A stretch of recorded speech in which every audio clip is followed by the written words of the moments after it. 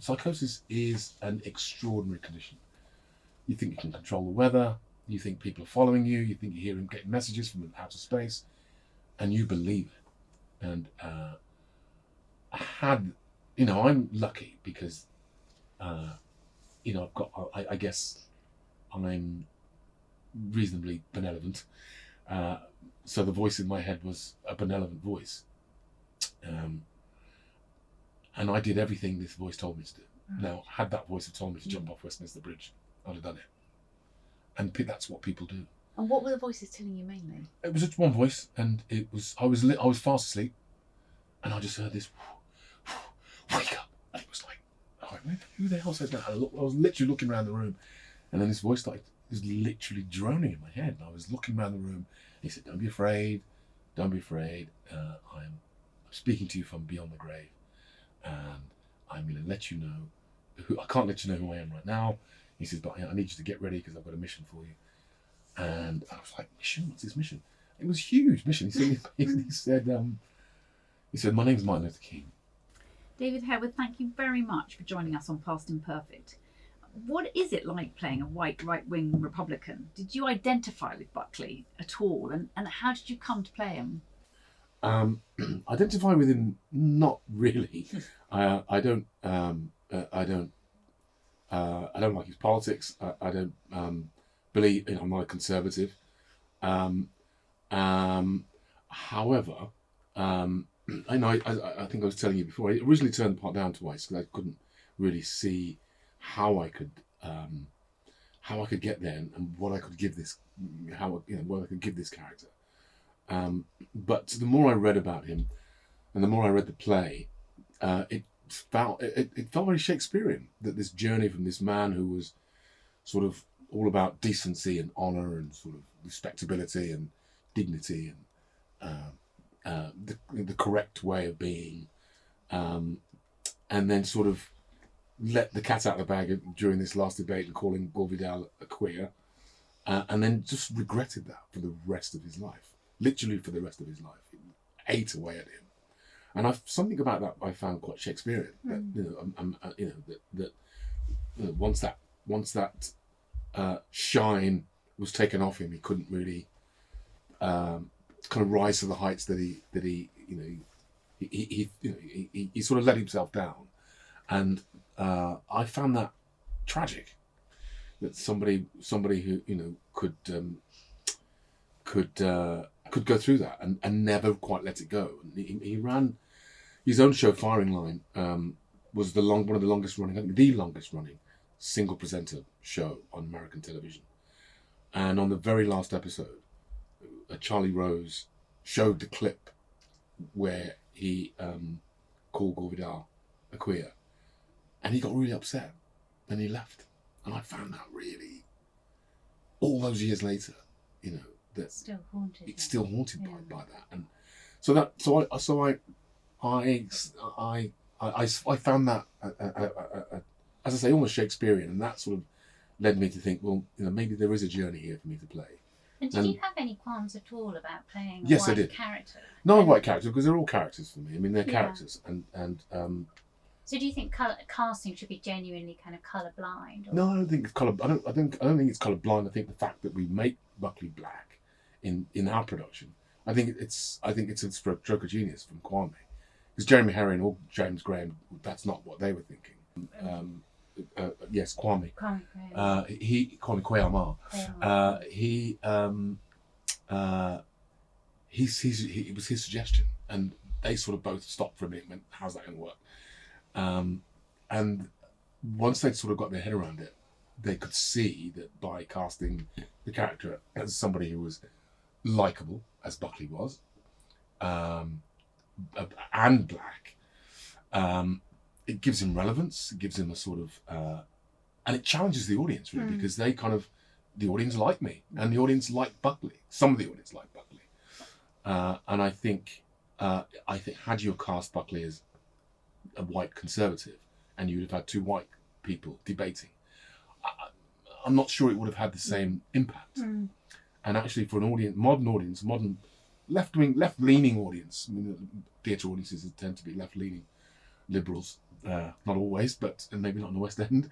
But for them to come away thinking, actually, that Buckley I quite like that Buckley, and to come away thinking, I quite like some of the things he said. I think it's quite remarkable because you would think they would all sort of be on Gore Vidal's side, yet through a certain degree of charm and humour that I imbue the part with, people do kind of come away with a different view of Buckley, and as I did, and I think that's a really, really great and a great way to challenge a modern audience. It felt much more nuanced, isn't it? That's the idea.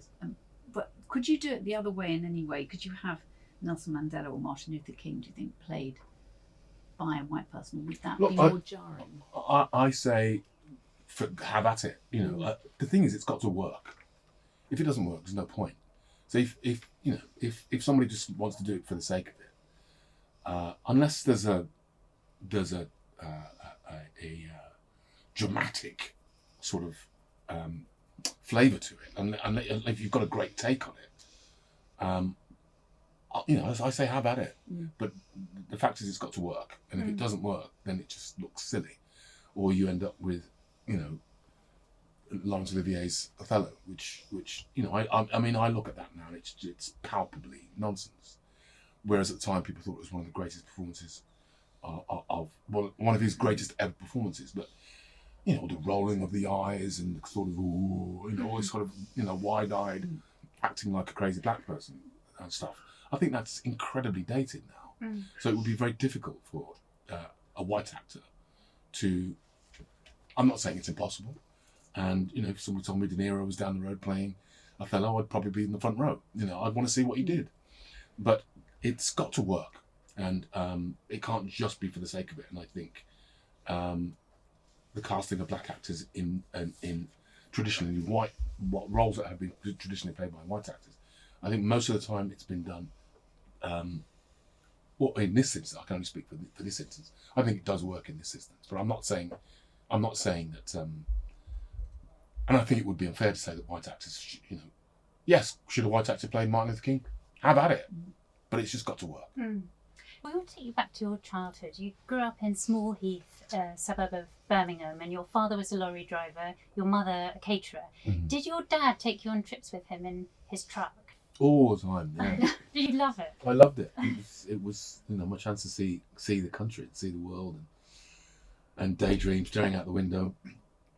Daydream as the countryside rolled by. What was the music you played?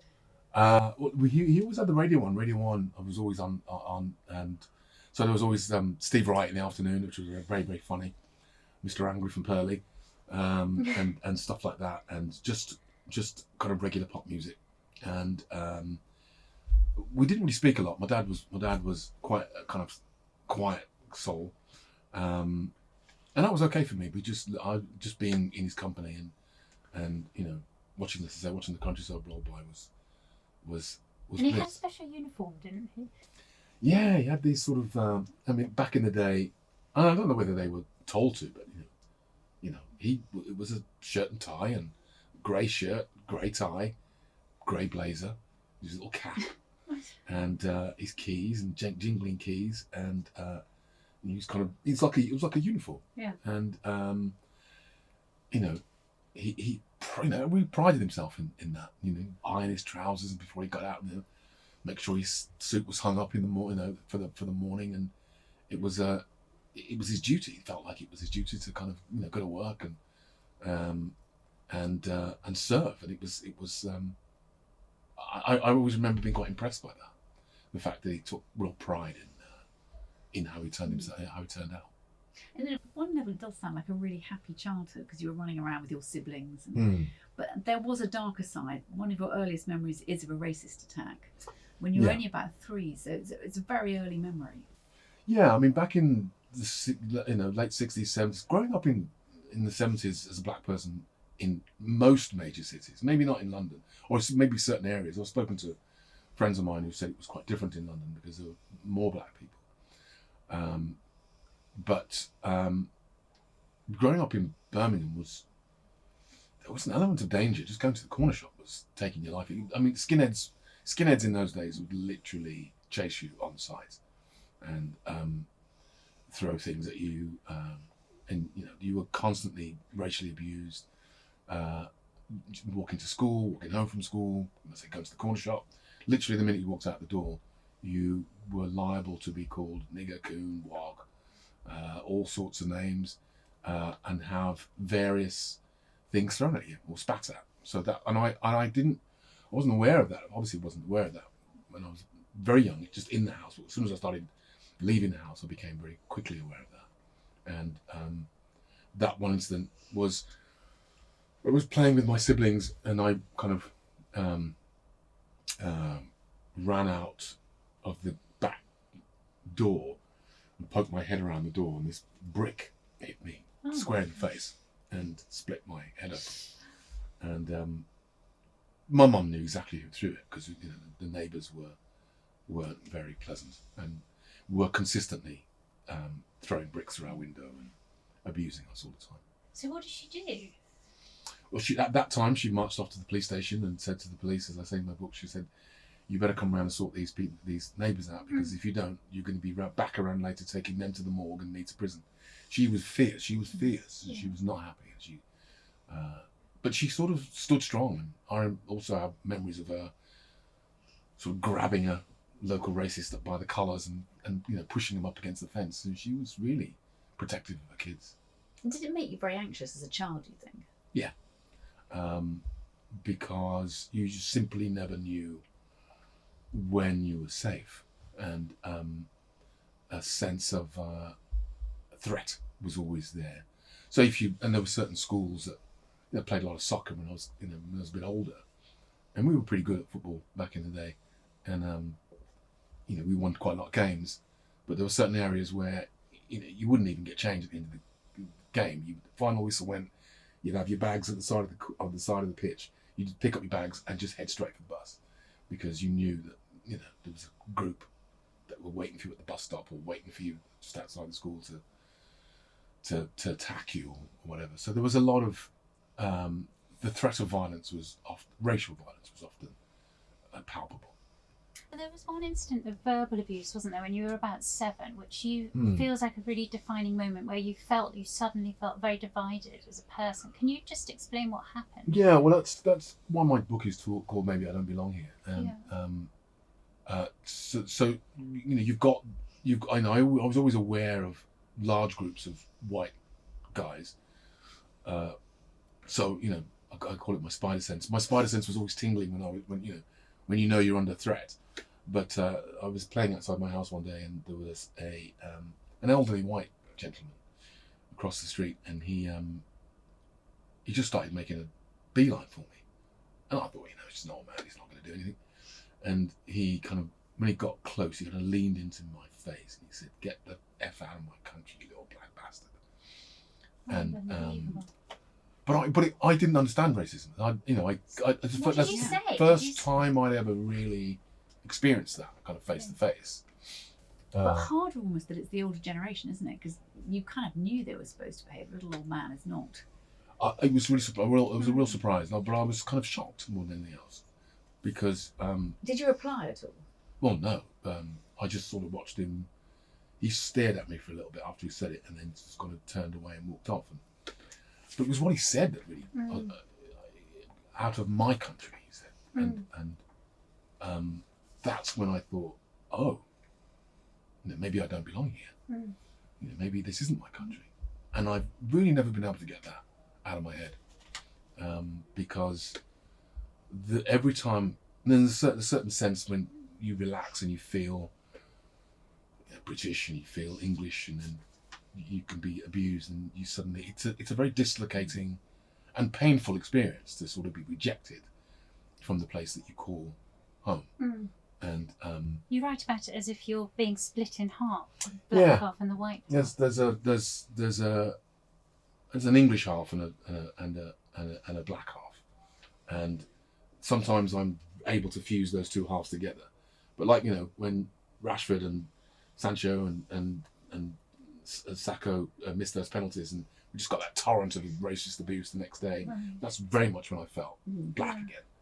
and not English, because sometimes there's that bit of Englishness that thoroughly rejects me, and I'm very aware of that, and I'm very aware of protecting myself against that, because it's too painful to experience that. And yes, I can have an MBE and I can go to the palace and swan around with the princes and have a lovely day out, doing something for the Prince's Trust, and then get down to Streatham and some van driver calls you a black so-and-so.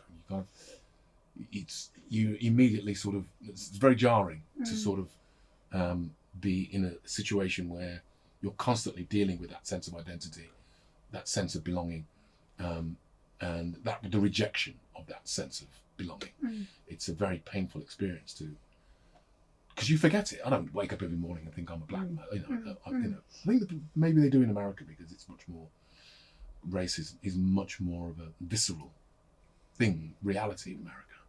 Racial politics are much more visceral in America, and they didn't offshore their racism. Britain very much offshored its racism to the Caribbean. Right. So I think British people feel, this sense that racism happened somewhere else, and sometimes I have that. Sometimes you have the experience where you are reminded gently that you are. Listen to LBC every now and again, and somebody will go, "Well, he's not really like with Rishi Sunak." The amount of callers who said, "Well, he's not really British." Yes. And I'll get that. People will say, "Yeah, but where you really from?" It is that question now, isn't it? And I know people were a lot of people attacked the lady for saying, the black lady, for bringing that up, but it is really sort of annoying, and not just annoying, but I'm English. I was born here, and but people somehow struggle to sort of get their heads around that, and it's frustrating and annoying to constantly have to be explaining that. And how do your parents react to it? Did you feel very protective towards them, and were they resigned to it, or what was their view? They must have heard when you came home and said those sort of stories. Well, I tried to talk to my dad, and my dad wouldn't talk about it, and it's extraordinary actually. And now looking back at it, the more I think about it, that generation didn't really say a lot about racism, and I think I now understand because they were traumatized by it, and what it must have been like for a Caribbean to get off the boat in Southampton, make their way to London, be spat at, be told they can't get work, can't get somewhere to live, and just be really faced with that torrent of rejection, having thought that the streets were paved with gold, and for years being brought up that England was the mother country, and to come here and face that level of rejection must have been quite painful.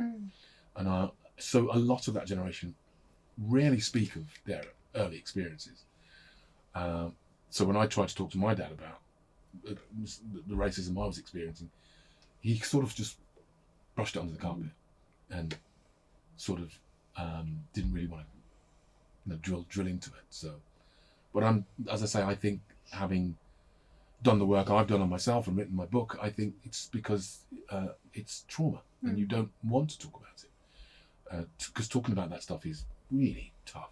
When you were in your early teens, your dad had a breakdown. How did you first realise that something was wrong? And do you think that was to do with the trauma that he'd suffered and suppressed? Well, I think that was to do with overwork. My dad had just taken too much on, basically, and was trying to be all things to all men. And he ran this darts league. He sort of invented this whole darts league, my dad. And, that sounds great. It was fantastic, and everyone loved it, and brought everyone together. And but he would do all the results and write up the reports and deliver it to the newspaper on the Monday morning, and he loved doing that. Wow. But he was also working 5 days a week, and going out at nights and down the pub with his mates, and I just think he just took too much on. And I wasn't aware of what was happening, but gradually became aware that something was amiss. And then he wasn't there one night, and my mum said he's in hospital, and we went to see him, and he was clearly not happy, and he was never the same again after that. He I don't know whether his was the same as mine, but he was certainly sectioned. When you say not happy, what were what was Well, manifestations? I mean, I know that having been sectioned myself, that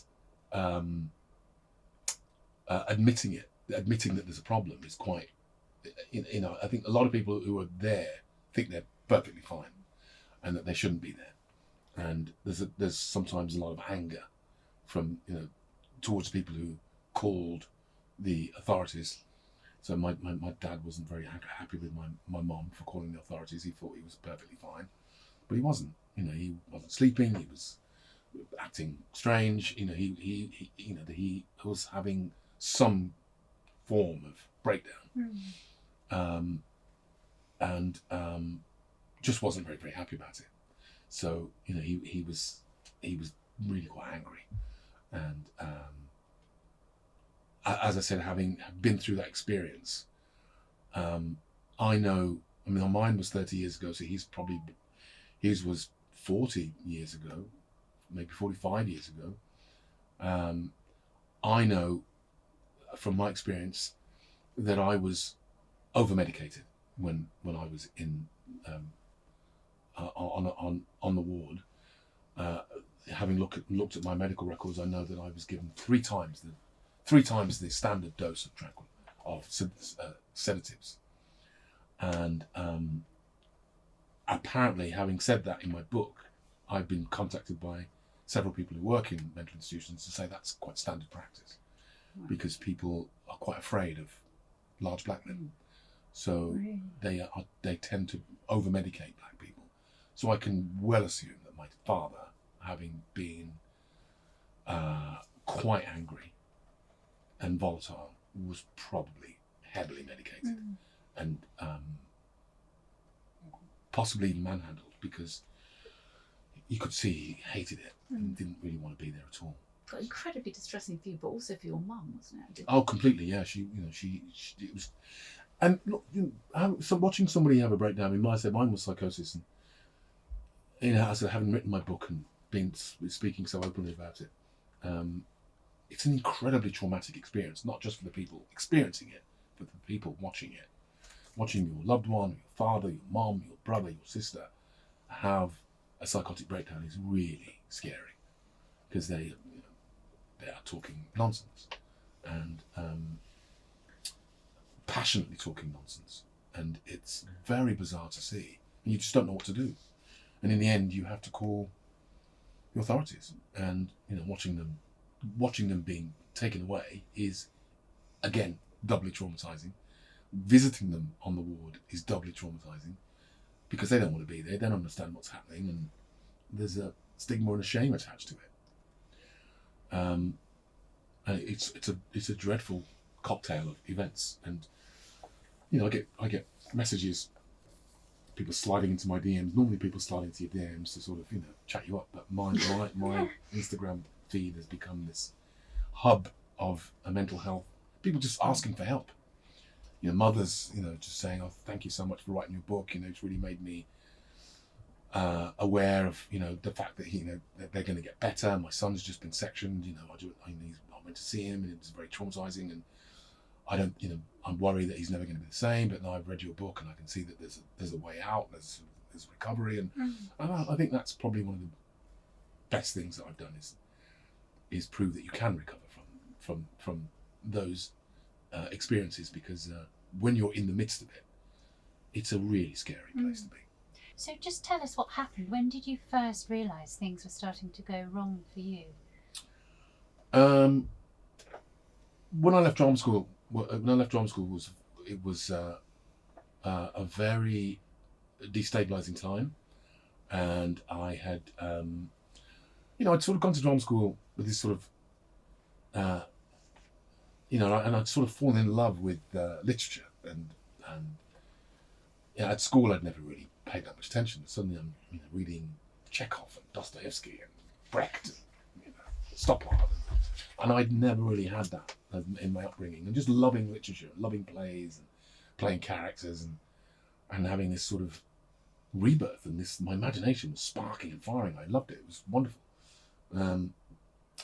But then I came out of drama school, and I came out of drama school, and suddenly I was a black actor, and not an actor. I was a black actor. Right. And so does that mean you were only offered certain parts? Yeah, I only played black parts. And suddenly I've played, doing Moliere and playing King Lear, and suddenly there's the reality was, or the external reality was, but you're black. And very stereotypical. Very stereotypical roles, and really hostile press as well. Really hostile reviews, personal reviews against me. How dare I play this part, and who does he think he is playing these roles, and looks more like Mike Tyson than Romeo. And I mean, they were really quite personal and quite. And I know, our wonderful press, they go after a certain couple all the time. And let me tell you, if it's that relentless, it is really difficult to kind of keep your head above water and keep yourself together. If it's that relentless, and I felt it was a relentless torrent. It was hostile, and we were the first generation. My generation was the first generation of British-born trained black actors. There'd been the generation before that had been Rudolph Walker, Jamaicans and Caribbeans had come over and trained started doing Shakespeare, and then there was the pre-generation to me, Gary MacDonald and Robbie G that had come out of National Theatre workshops and gone into the business that way. But we were I'd gone through the drama school system, RADA, and so we were classically trained black actors, and going on to play, parts at the Royal Shakespeare Company and the National, and people. I remember my friends of mine telling me that people were walking out of the RSC because there was a black King of France, demanding their money back. How dare they cast? What's that black actor doing on stage? So there was this real revulsion to us, and hostility, as I say, towards us, and I found that very destabilizing. And do you think that's why you had the breakdown? Well, that's when it started, because I stopped reading I'd stopped reading reviews and press, because they were just I was losing confidence, and so I felt very much rejected by kind of mainstream establishment. And then because I speak the way I speak, I was also rejected by the black community. And you're not black enough. You've got to be you're not street enough. You're not down enough. So I was I didn't really know who I. So there's two I halves. just lost my identity. I didn't know I didn't fit in on the black side of the street. I didn't fit on the white side of the street. So I was trying to go my own way, and that led to me drinking to get on stage, and to get the courage to go on stage. I'd hit the bottle, and then I had a very unhappy. My second job at a drama school was a very unhappy experience. With an older actress who was very handsy, and I just didn't know how to deal with that. So not only was I dealing with all this racial stuff, I was dealing with this handsy elder. Incredibly complicated. I just didn't know what to do. I didn't know how to play it. I didn't know what. I really was in a bit of a spot, and it was a really uncomfortable place, and I just started drinking to get on stage. To get through that experience, the only way I could get on stage was to have half a bottle of whiskey, and that then led to me smoking, various substances, and I sort of started spiraling from there. And I knew that something was amiss, with psychosis, particularly some of the attributes are illusions, delusions, hallucinations. And I started to see things and sort of, feel things, and I knew I wasn't 100% well, but it's actually quite exciting, and I think that's one of the things. That's interesting. That's one of the things about psychosis, that why people don't want to go and see, get help. In what way is it exciting? Because you're not sleeping. If you're not sleeping, you're in that sort of hyper energy state, And you feel your imagination is yeah, really I was buzzing, absolutely buzzing. I had these fantastic ideas. I was drawing stuff and writing stuff and creating stuff and, you know, cutting things out of newspapers and sticking them on, making my own posters and sticking them on my clothes, and people walking down the street, people going, "Oh, I understand what you're doing here. This is really, really interesting," and kind of deciphering what I was, the things I had stuck on my body, and it was actually very, and it's like, I think people who suffer from bipolar can be like that, and in fact that was why I think Homeland was such an incredible depiction of that. Because Carrie, when she's actually flying, is actually really good, because you can put all these pieces together, and you're kind of like that when you're in the early stages of psychosis. You're sort of making connections, getting great ideas, overthinking things, and sort of, it's kind of a hyper thought. It really is hyper thought. You know, you waking up in the middle of the night and going for a walk, and I mean, I'd literally wake up on Oxford Street at 3 o'clock in the morning and think, how the hell did I get here? And But that's quite scary walking. as It well, was very isn't it? That's scary. And quite I'd start walking home and I'd black out, and Right. I'd find myself in Camden at 2 o'clock in the afternoon and have no idea how I got there. And how did you actually finally get section? Was there a moment? My friends came to stay with me because they could see that something wasn't right.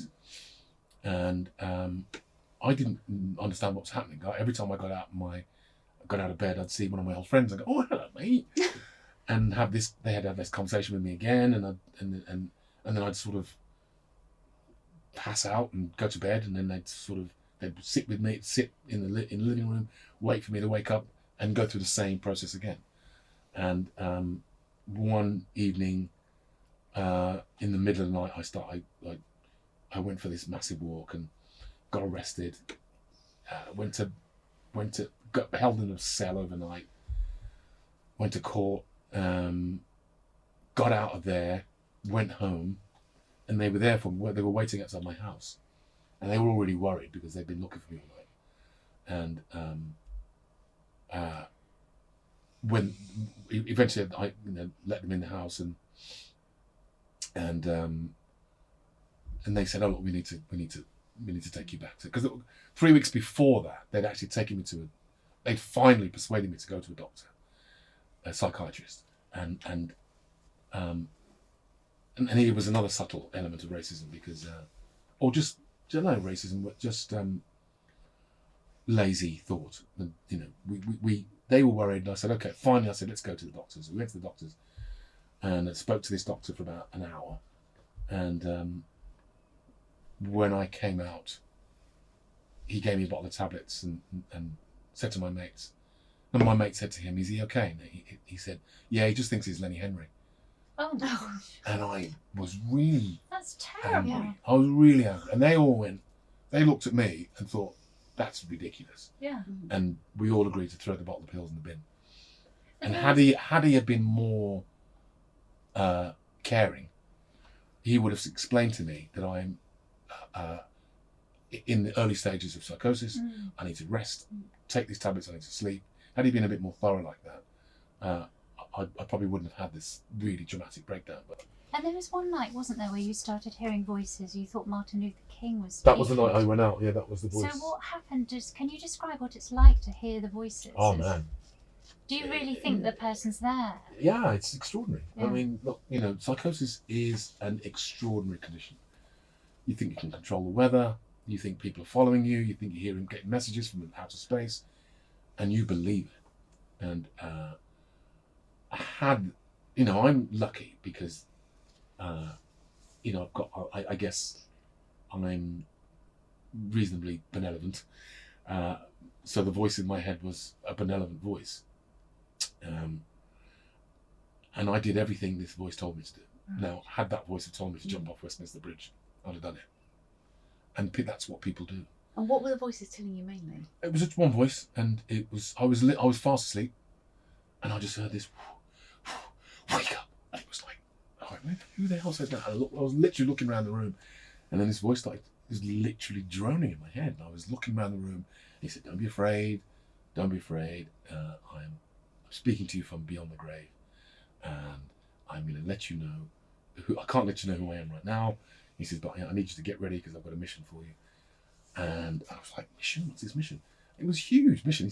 He said, my name's Martin Luther King. And I started weeping in my bedroom. He said, look, the minute I died, when I was shot, when I was assassinated, I crossed over to the other side, and I'm now speaking to you from beyond the grave. And my mission isn't complete. I'm still trying to close the gap between good and evil. And I've chosen several people around the world who are going to become angels tonight, and you are one of them.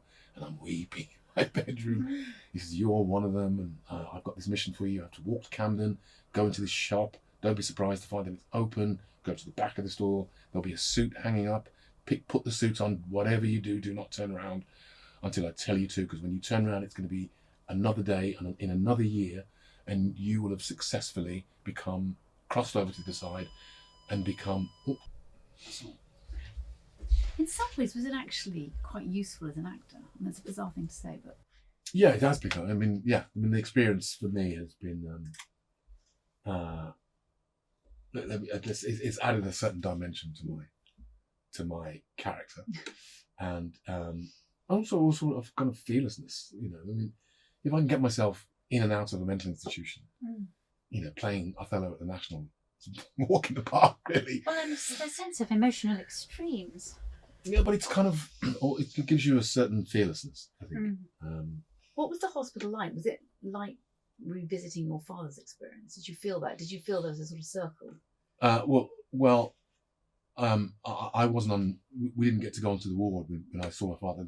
He came out and he sat in reception and sat across a table. But when you're actually on the ward, that's a scary place because the people are disturbed and people. I was disturbed, but there's varying degrees of illness. Nobody was violent. There was one guy who would literally measure. He had a tape measure, and he would literally measure distances on the floor, random distances on the floor.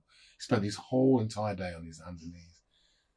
And I sort of thought, well, maybe he was a carpenter or something. Maybe he was because he would literally just measure the spaces and then just get up and make little calculations and go on, and then measure. And he would do that all day long. And then there was another guy who was another waif-like girl, beautiful girl, who just stood facing the wall and got very upset if anyone got anywhere near her. What were you doing? I was watching everybody. And that's one of the joys of being an actor, is people watching. And we're almost taught to do that, to watch people. That's watching human behaviour. And sometimes you go to the zoo and watch animals. Is your character a stork? Is your character a robin? Or is your character a lion, or a panther, or an elephant? You sort of put there's methods of acting where you put your character into an animal and you take the attributes of the animal. So I found it absolutely fascinating watching all these people, and that's sort of what got me through it, really. Because I knew back in the back of my head, I knew that I was I used to be an actor, and I just thought, well, I might as well use this as experience. So I just sat there watching people all day and falling asleep. And when you were doing the documentary, you went back and read the medical records. Yeah, that was really difficult. What did you learn about yourself and about the experience? That was really difficult. And Yeah. in fact, the day I had to film that sequence, that was a hell of a day. Because I obviously didn't even know they existed. And when they told me that they had them, I remember going to collect them, and the scene was I was supposed to open them and read them. Because everything I said and did in this mental institution, in the Whittington Psychiatric Hospital for 5 days, was recorded. And I opened the page and I saw something, and I just shut it and said, cut, not doing this. And it was all to do with my race. Everything I was saying in the mental institution was about my race. I was confused as to my identity. I said something like, I'd merged hearts with the black boy. I have to save the black boy. Where's the black boy? I have to get back to the black boy. And I kept saying things like this. And so is it back to that sort of split personality thing? Incredibly hard to read. Really difficult. Yeah. Really, really difficult. And getting through and that was literally day 5 of the documentary, and I had another 15 days to go, and I was really struggling, and a couple of times didn't think I could do it. And what saved me was the kids I was interviewing, because they were dealing with psychosis and in recovery from psychosis, and they were so brave and so wonderful, and they're really inspiring, and they in certain respects they took the emphasis off me, because I was not only uncovering what psychosis was, I was uncovering what happened to me. And I think when I originally suggested the idea of the documentary, I just thought I was in a better place with it than I actually was. I had not dealt with any of this stuff. I just buried it. So even though I'd sort of got better reasonably quickly, I hadn't dealt with the causes of what had sent me, or the stuff that was brought up through that. So you came out of hospital because of the drugs that you were given? I came out of hospital because I just got better. I mean, they just give you a bottle of tablets and tell you to keep taking them. And back in those days, it was chlorpromazine. Chlorpromazine was the main drug. But no, something called Largactil, which is usually called nothing. No follow up, nothing. Just take ERTs, a bottle of tablets, keep taking them. And then I was massively overweight and depressed and slow. My thoughts, I literally was like that, and very depressed. And I said to my mom, this isn't really working. She rang up the hospital and said, he's been out of hospital now 2 weeks. Do we reduce the tablets? What do we do? And I said, oh yeah, just stop taking them. So from being really slow to being really hyper very quickly.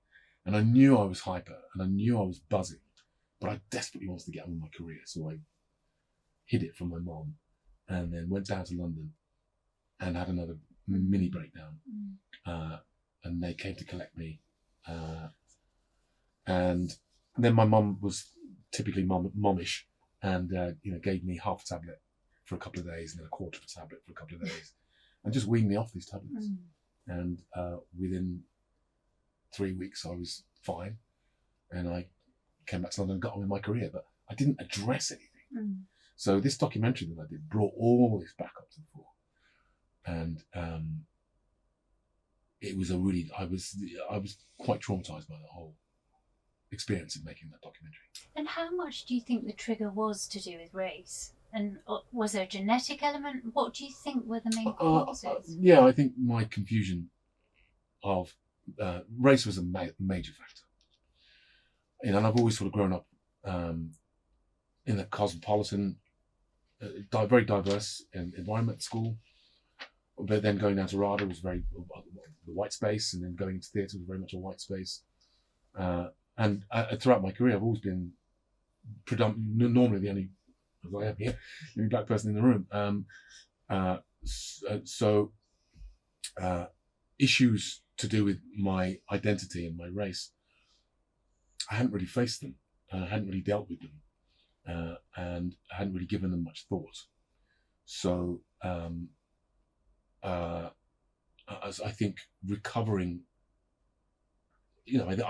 I then sort of spent my post breakdown career just working and just getting on with it and just accepting being the only person in the room and just getting on with it. But after the documentary, I employed a black therapist, sought out a black therapist, and really sat down and went through these medical records and really tried to examine my own thoughts on race, what I felt about it, my identity, that sense of not being black enough, dealing with that, and getting to a place of equilibrium within myself, where I feel I'm perfectly balanced, and I feel, I'm not saying I'm I've got it all figured out, but I'm certainly a lot more cognizant and happy with myself in my life, having addressed the issues that were in my medical records. I'm not as confused, and I think I see it. I said yesterday that once you've run naked through the village, it's very liberating. And I feel as though the documentary talking about my race, talking about colour and my vulnerabilities has actually empowered me. I'm no longer quite as flaky as I probably once was. And how did you get into acting in the beginning? Because there can't have been many black role models. There weren't any, no. I was just a classroom clown, really. Just a kid who enjoyed messing around. But I always loved, as I said in my book, I always, for some reason, loved watching Parkinson when I was a kid. And Parkinson always had these great guests on. And they all seemed so glamorous. Peter Ustinov, and Peter O'Toole, and Michael Caine. It was that age when the movie stars were movie stars. They lived these glamorous lives. And Richard Burton, and I'd hang on their every word. And I loved hearing them talk about characters. And I loved movies as a kid. So it just there was a glamour and a sort of otherworldliness to when the actors came on. I loved that. And then I guess when Lenny Henry appeared on on New Faces, it was we can be funny and do Frank Spencer impersonations and David Bellamy impersonations. And that's the sort of thing I was doing. And I thought, I can do this. I'm allowed to do this. So I was just always messing around and doing school plays. And I was asked to do a school play. Funny enough, played Martin Luther King in my first school play. And then when I was about to leave school, when I was 16, maybe 16, 17, A-levels, still in the A-levels, didn't do very well. On one of my very last days, my teacher called me in and to his office, and I thought I was in trouble. And he said, "Harewood, what are you going to do when you leave?" I said, "I don't know, sir. I don't know." He said, "Well, we've been talking in the staff room. We think you should be an actor." And that was a eureka moment. I thought, oh yeah, I can be an actor. Even though there weren't any black actors that I knew of. And my So mum, he come and seen you in all the plays now? he's seen me in a few of them, yeah. He's very, very proud of that. And the school was so proud they created a whole category in their careers. They did, yes. There's now A for actor. And I think there's been one or two actors since then. What did your parents think though? No, they thought I was nuts. Okay. There were, as I said, there weren't any actors, and my dad really couldn't get his head around it. What is that? What are you going to do?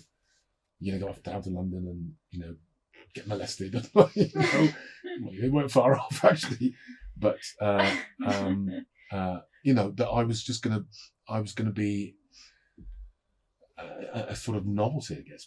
But as soon as I auditioned for Birmingham Youth Theatre and was rejected. That was my first rejection. And then I auditioned for the National Youth Theatre and they accepted me. And I went down to London immediately. I knew I'd found my tribe.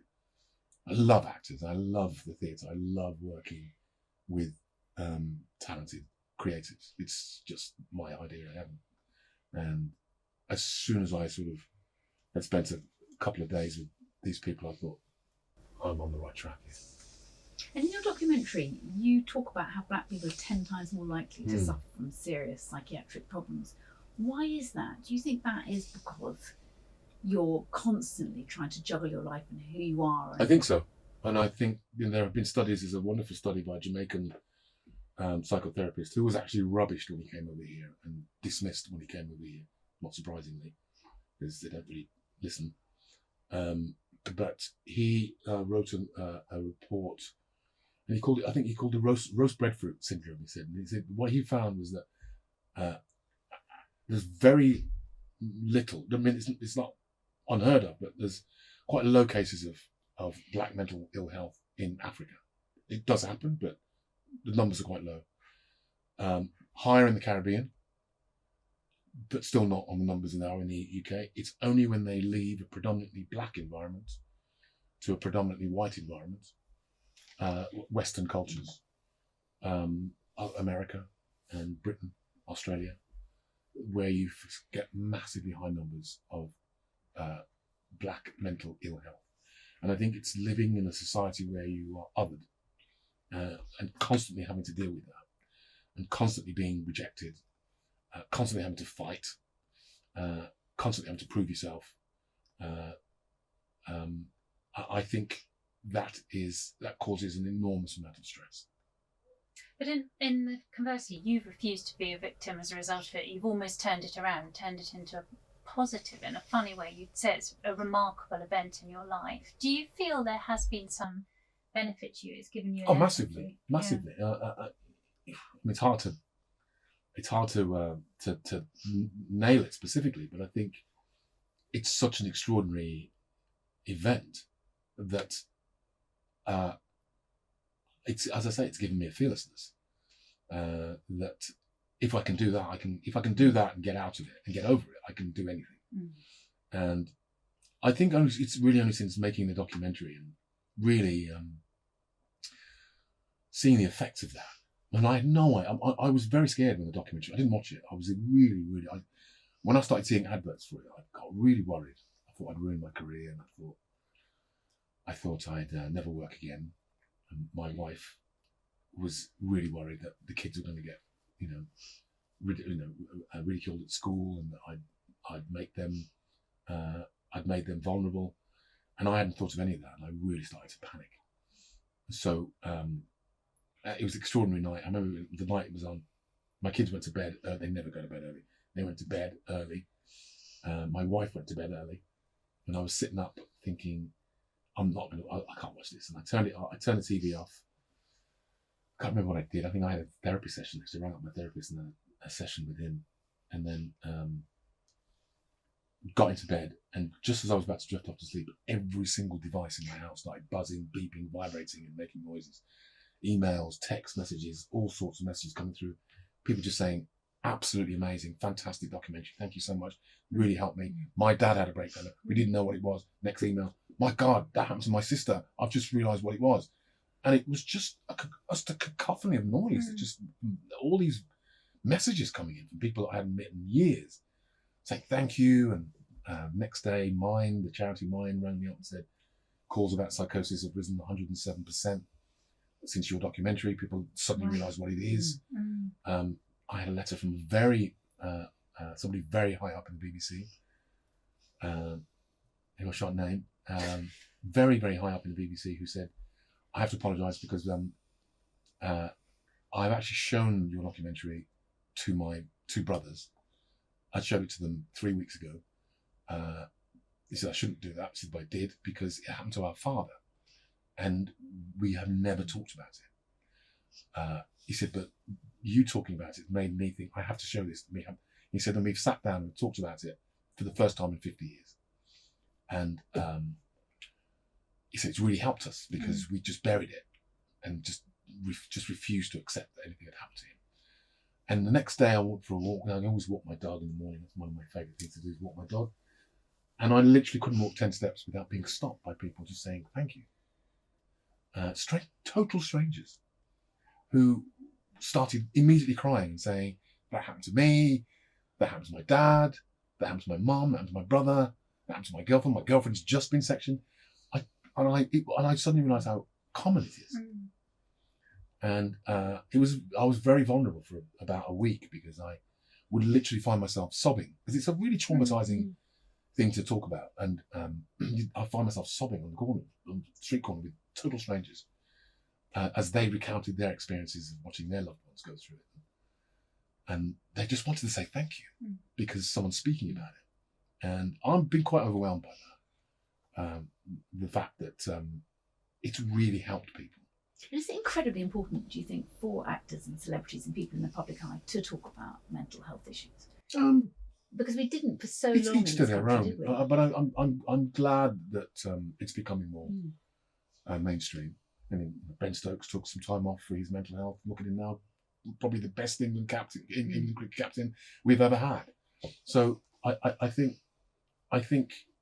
the fact that, and I've started to do many more talks, particularly in banks. In the banking sector is doing very, very well now on mental health and making sure that there's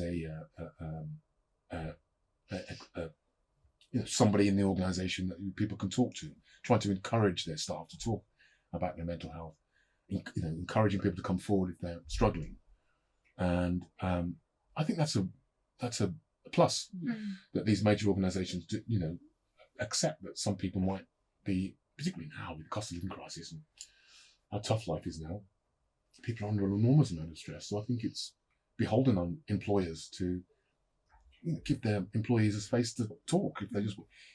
Sometimes you just want to go and have a good old cry, because you're finding things tough, and that can benefit you. So I think under the umbrella of well-being and care, I think it's great that mental health matters and people are being more cognizant of mental well-being. I think it's a plus. Are men more willing to talk about it as well? Yeah. Is the masculinity kind of breaking down? Completely. I've got a friend of mine. I did an event up in where was that? It was up in Leeds, and Luke Ambler. I think he's a former rugby league player, big tough bloke, and his best mate committed suicide. Literally 2 hours after he'd seen him, and said he had no idea that it was going to happen. It really, really upset him, and he started having these men's groups where men come together and talk about, all sorts of issues. And he's had to open 3 or 4 different centres now because it's become incredibly popular. And he says that he gets all sorts of big, gruff, working men to, young men, to Asian men, to white men, black men, all sorts of guys. And it's become it's like a space for men to come and talk about, sort of like Alcoholics Anonymous, but it's where they talk about their feelings. And he's been really overwhelmed by that. And I think that's an extraordinary achievement that he's done. And sort of, again, breaks that taboo and the idea that men don't talk about their feelings, because they do. You just have to create the space for it. And you then really took off with Homeland. I mean, people had heard of you, but you became a household name. Everyone was obsessed by it. And it's actually rather interesting that it was Carrie Matheson was bipolar in it. How did you get the job? Well, I have American representation, and my English agent has always said, you have to get to America, because you just can't survive. As a black actor, you can't survive in the UK. There just aren't the parts, and there isn't the imagination. Well, certainly wasn't when I was at drama school. It's changing now, slowly. But so she was very,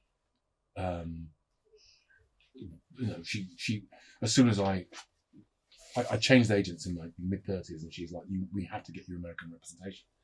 So she got me a manager, and she got me an agent, and literally within 3 weeks, you start getting these scripts through, and it still happens every now, leading parts, great big American, and I started, going over to America to do pilot season. It's extraordinary. You go over there, and literally on the top of the page in these auditions, it says, "Please send more actors of color. Please send more diverse cast. If you have diverse talent, can you please send them along?" You don't get that here. So is America just better at recognising talent? Again, it's just different, and there's more imagination, and we're more visible. And so I suddenly got this script through for Homeland, and I initially again didn't respond to it because a friend of mine had recently died, and I lost my confidence and didn't think I could do it anymore. And my manager rang me up and said, "Just put yourself on tape." So I got my phone, recorded the audition on my phone, sent it off. And you do these self-tapes, and actors think nobody's ever going to watch them, but they do watch them. And somebody watched it, and they went, "That's him." So within 16 days, it took 16 days from the audition to first day of filming, and I'd never done an American accent before. Knew nothing about CIA. Very, very quickly read. I downloaded a PDF from something from the internet. Which animal is David Estes? That's interesting. I that's interesting. I hadn't thought about that, but I think he's something like a stork. He's somebody who just watches. One of these birds that just watches everything. So I didn't do that kind of homework. Didn't have time. Didn't have time, but it was fun to do. And actually getting blown up in that season, in that second season, I thought it was really. I was so upset, and I thought I was really worried that my kind of American journey was over. But it was the best thing to happen to me, because that second season, everybody was watching it. Everybody in the industry was watching it, and everybody in the industry said the same thing to me, which was, "Why did they kill you off?" So it was sort of like it was great. Everybody wanted to meet me. I got into so many rooms, and it was literally the kick-off. It's been really weird as an actor when you see a script and you realise that you're about to be bumped off. I had an inkling, actually. I knew I was. I had an inkling from almost episode 3. I was like, something doesn't feel right. Something bad's about to happen. Yeah, so I was kind of prepared for it. And what was it like suddenly swanning around in Hollywood, meeting Sidney Poitier and all your heroes? Like I said, the weekend I got Homeland, I had 80 quid left in the bank. I hadn't worked in a year, and my career was pretty much in the toilet. I had a fantastic start to my career. 20s and 30s were great, and then 40s everything just like fell off a cliff. And there's that famous actor statement: 5 stages of an actor's life. It's get me David Harewood, get me a younger David Harewood, get me a cheaper David Harewood, get me someone who looks like David Harewood. Who's David Harewood? And I was very much in the Who's David Harewood phase, and so Homeland was really just sort of saved my bacon and launched me back in America. And then they just start. It's different over there. Once you kind of prove your worth, you're in, and just being offered parts over there. So this is the Best of Enemies. Is the first time I've been on stage in 10 years. It's nice. So what happened to your family then? Did you feel guilty that they were back in Britain, or did they decide to come out? Or? They came out for the summer. We had wonderful summers, and summer in Hollywood was fun, and my girls loved that. And shopping in Hollywood was great. But we made a decision, as most of my British friends have, that the American school system is not for them, and that it's a bit of a madhouse. And so we mutually decided to keep the kids and family here. Plus, my wife had a support network here, all her friends, and sister and mum. So she stayed here. I went off to and flew home whenever I could. Sometimes I'd fly home for 3 days. That was enough, just to fly home, spend some time with the kids and the family, and then fly back. Then in 2012, you got your MBE for services to drama. Did you have any? Did you think at all about turning it down because of the sort of reference to Empire? No, my mum finds it hilarious. She says, "They haven't got an Empire anymore. So why are they giving you?" And my mum was I took my mum. She was really, really proud. But I don't have any qualms about accepting things like that. That's a personal decision, and I completely understand people saying no. But give that stuff to me. You give it to. I don't care. You give me any accolade. I'll take it. And with the Meghan and Harry documentaries, I don't know if you've watched them, but do you think there is an element of racism within the royal family? 100%. I mean, look, it's. I wouldn't even say that. That Lady Hussey proved the point in the sense that there's I'm not even sure that it's racist. There's a level of ignorance. A lot of people, I'm quite sure, are unfamiliar,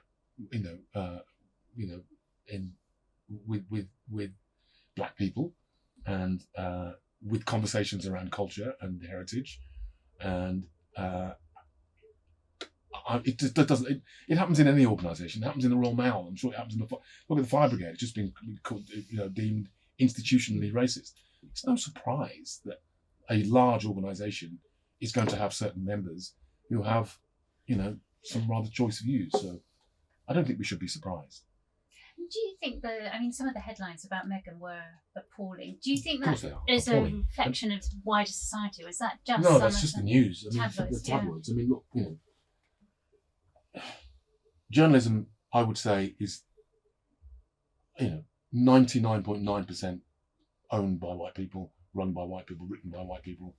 It is a very white industry. and I don't think there are any checks and balances when it comes to the stuff that they print. I don't think they care, and I think they are incredible. As I said, I've been on the receiving end of that hostility, and I can't even engage with it. I can't even engage. I see the names Meghan and Harry now, and I recoil. I'm just sick of it. I'm not sick of them. I'm sick of the circus around it, and I think the press have really gone to town, and there's so many negative stories on them and them that it's almost become a sport. And you actually went to Harewood House and you met Yes. the Earl of Harewood, which must have been bizarre. But, he owned slaves that presumably your name. The second Earl of Harewood owned my great grandparents. So I've got research back to 1810, I think. Richard Harewood was the first Harewood. And difficult to go back beyond that because slaves weren't given surnames. But during the abolition of slave trade, when slavery was abolished, to stop the sale of slaves, all slaves were given the surname of their owners. So the first Harewood was Richard Harewood. First black Harewood was Richard Harewood, should I say. And he married Betty. They had Bartholomew. Bartholomew had Henry. Henry had somebody else, and then it's Romeo, and then it's me. So it's quite extraordinary. You see that linear line. So it must have been so strange. You see your name all over this estate. Yeah, but also it was odd. But I accepted the invitation from David, and I think initially the TV company who put us together, I think they kind of wanted some fireworks and wanted some sort of screaming and banging at the table and some angry fisticuffs. But David's he's a Buddhist, and he's actually a really nice guy, and former TV producer. So we have a lot of stuff in common, and it was odd, and I didn't quite know, because it was also a couple of weeks after George Floyd was murdered, so it was sort of odd to be sitting there having the conversation. But he recently invited me back, and to be honest with you, David Lascelles has done more than nearly any other stately home to be very open and honest about where the money came from. And in fact, some of the other stately homes are asking him not to be so vocal, because it's showing them up. He's very open about it. He's got lots of literature in the book in the house about slavery. There's lots of exhibitions in the house about where the money came from. So he's actually been, very open about it. The first Earl of Harewood to be open and honest about it. Did he apologise to you? Well, he actually said something which was very interesting, and I think admirable. He says, "Look, I wasn't responsible, but I can be accountable," and I think that's exactly what he's doing. Yeah. So, and he did benefit, I suppose. The house has benefited, but look, that's a huge old stately home. They're continuing to run it, but they are being open about it. Did you think of changing your name at all? Or not? I think if I was younger, I might have done. But what was also interesting about that trip to Harewood House was that I saw that the name dated back to 1116. So it was even pre-slavery. The Harewood name was and they were extremely wealthy lords and from West Yorkshire. They were an extremely wealthy bunch. Well-to-do was a Harewood Castle, and the Lords of Harewood, they were called. So they were a pretty fancy bunch. And seeing the name that pre-slavery helped me a little bit, because it wasn't just slavery. And obviously they made a fortune through that period, but the name existed before that. So it's sort of, I guess it took the curse off it a little bit. Did you have a sense of your family history to the full extent of the horror before you went there? Or did you, and do you think it's affected, how do you think it's affected you and your family, that history? Well, look, there's a whole lot of trauma, black trauma, that is generational. And that stems a lot from the treatment of black people in the Caribbean, the traumatic conditions they were kept in, the traumatic conditions they were controlled in. And as I say, that there's no doubt that trauma is generational. And I've done some great work with David Harewood over the last couple of years, tracing back the lineage and going back to the Caribbean and understanding, some of the really harsh conditions, particularly in Barbados, that they were. So it's, the more you find out, the more shocking it is. And, the Germans haven't been shy about researching exactly what the Nazis did. I think they felt that it's important that people understand what happened. For some reason, the British curriculum is either too shy or too embarrassed to engage with that. And I think it would benefit all of us, like they have with the Truth and Reconciliation in South Africa. It would benefit all of us to really dig into that and be honest about what happened. But, that doesn't seem to be happening. And whenever you do bring the subject up, it's in the past. Move on, get over it. And as I say, that's hard to do when that trauma is generational. And looking back to yourself at the age of 7, what do you wish you'd known then that you know now?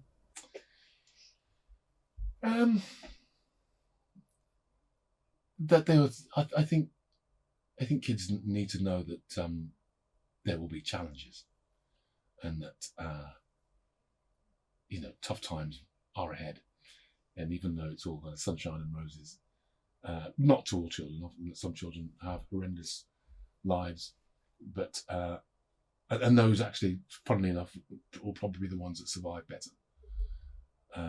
But I guess I wish I'd have known to be prepared for challenges and the dark times, because they took me by surprise and spanned me out a little bit.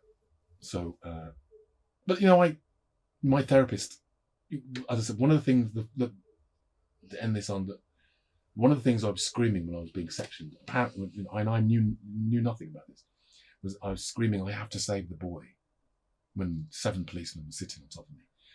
I have to save the boy.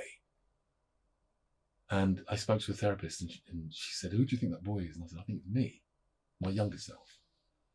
And my therapist tells me now to make sure I look after that young boy. So it's not what I would say to that young self, it's what I say to him every day, because that makes me look after myself. I care for myself by looking after myself, and I've given myself some attention, and making sure I check in with myself, and making sure I don't overwork and I don't push myself too far. So it's a constant conversation I have with my 7-year-old self. David Harewood, thank you very much for talking to us. Thank you.